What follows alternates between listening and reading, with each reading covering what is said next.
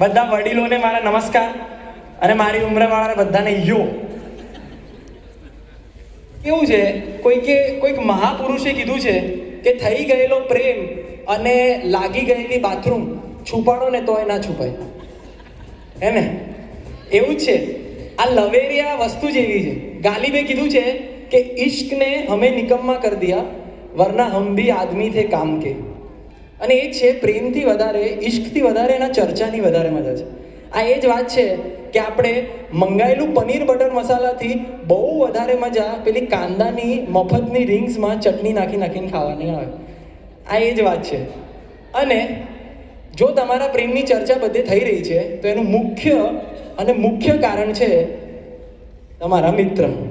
કેમ કે હજી તો તમે કોઈ ક્યુટ ગર્લ જોઈ, હજી તો તમે કોઈ છોકરી જોઈ, તમારા મનમાં સહેજ લડ્ડુ ફૂટ્યો, એને તમારા સપનામાં આવવા જવાનું ચાલુ કર્યું, એની પહેલાં તો તમારો મિત્ર આ ધરતી, આ અંબર, આ આકાશ અને આ અગ્નિને સાક્ષી માનીને એને ભાભી માની લે, હે ને?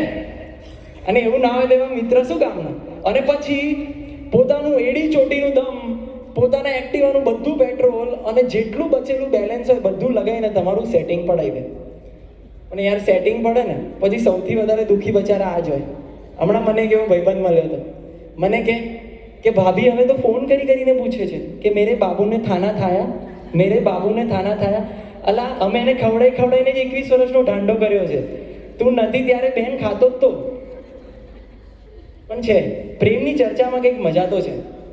અરે જ્યાં સુધી તમને કોઈ રેન્ડમ આંટીએ પકડીને એવું ના કીધું હોય કે આ ગલીમાં હાથ પકડીને આટા નહીં મારવાના, ત્યાં સુધી પ્રેમમાં જ્યુસ ક્યાં?